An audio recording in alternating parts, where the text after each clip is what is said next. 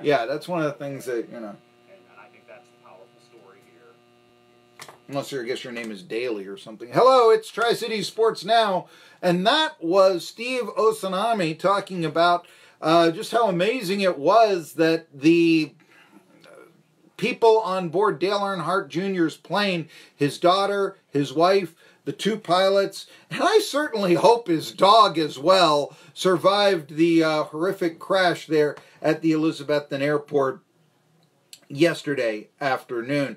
Jerry Bonkowski, let's go to, well, talk a little bit about what's going on in tomorrow's race. First of all, just the idea that this is the last regular season race, at least for the time being. Who knows how the races will be shuffled up in 5 years or what have you, but that this is the last night race in the regular season, but it does determine who is going to make the final playoff berths. So I want to ask you all this. I mean, it is kind of a changing of the guard, but what are your thoughts here of that, well, the night race in Bristol, it won't be at the end of August. Next year it'll be in September and competing with college football and all. What are your thoughts there? Well, I have kind of mixed emotions about this, Marky, because I have long advocated to have Bristol Motor Speedway in the playoffs. I have probably for the last, well, ever since the playoffs began, back in, 2004, I have said that Bristol deserves and needs to be in the playoffs. I mean, it's one of the most popular venues for fans to go watch a race at, as well as on TV. It needed to be in the playoffs, and it will finally be in the playoffs next year. That being said, though, it's really hard to not do away with the tradition, but alter a tradition of the Bristol night race. It's always, been in August, and it's always they always call it the hot summer night, so hot Saturday night, hot August night. And, it'll be a little bit of a different weather factor in September than it is in August, which may not seem like a lot, but at that time of year, it could be different. But, I mean, NASCAR, to its credit, finally will have Bristol in the playoffs. I would have loved to see a way for them to keep the night races in August and then maybe have a playoff race later September or October, much like the way they have the two races up until this year with Pocono, which is being 6 weeks apart.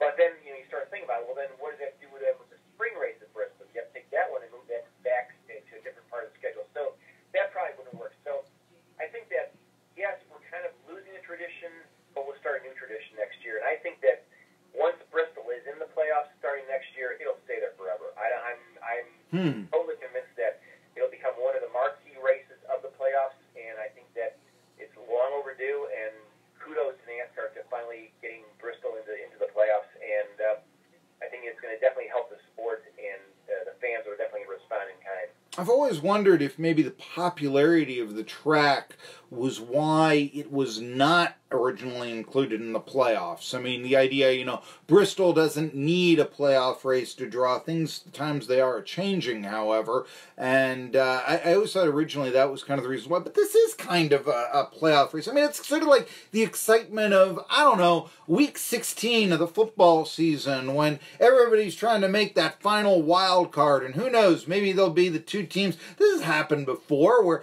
two teams battling for the last wild card spot schedule, lo and behold, they're playing each other. Or, one of those days where the baseball season, I guess, yeah, I'll sound maybe a little old-timerish, but I want to sound wise, I think. One of those great days where, one game, the last day of the season, two teams tied for first place in the division or the league, and they were fighting for the flag or anything like that. To me, that's a little bit what this race is here on Saturday. And, you have Jimmy Johnson desperately trying to make the playoffs. He's 12 points back of Clint Bowyer.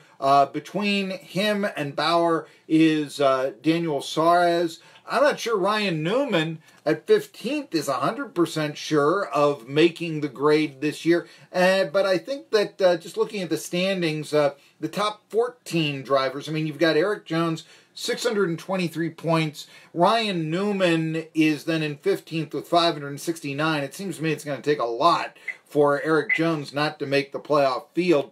Anyway, regardless, question is, though, isn't this kind of like a playoff race, though? I mean, it's like that last game of the season where you want to buy the walk-up ticket because the pennant is on the line,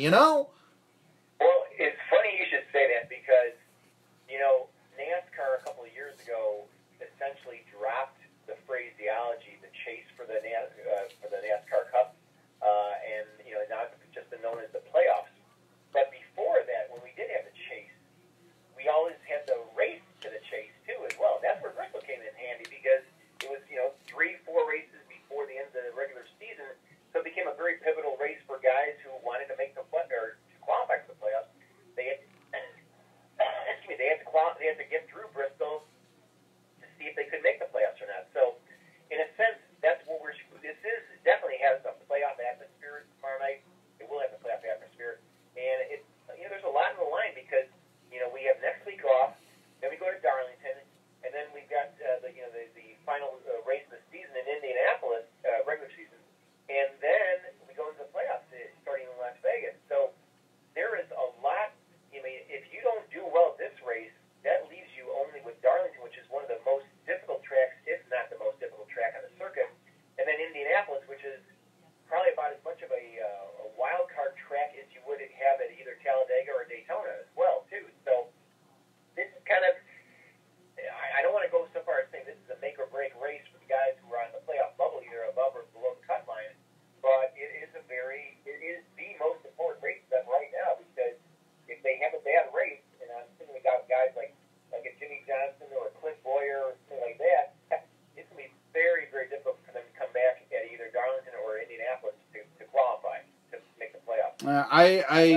I think that Johnson, gives us somebody maybe to root for, or maybe, I don't know, against. You're like, get out of here, old man, something like that. But I think that that's somebody that you kind of want to. You don't want to see Jimmy Johnson go away this way. I think that's the thing. So we looked at that. I don't know though. Who do you like to win? Kyle Busch here? It's Bristol. Seems like there have been people that are winning. The repeat champions are winning. Who do you like this Saturday night? I've really been going over this one in my head the last couple of days, and there's actually, it's hard to pick one person. I'll give you a few guys that I think that the winner will emerge from. I think Kurt Busch will be one. Okay. I think the other Kyle Larson will be another one. And keep your eyes on both Eric Jones and Daniel Suarez. They have been really coming on of late. And, or Denny Hamlin, he's had 5 top 5 finishes in his last 5 races, including a win.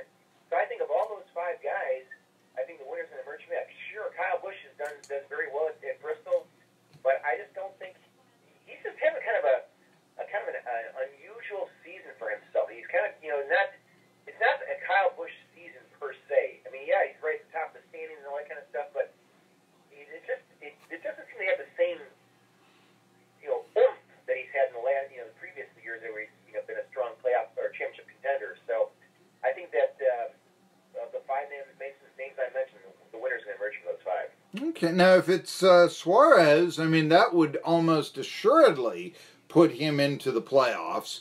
Correct. So.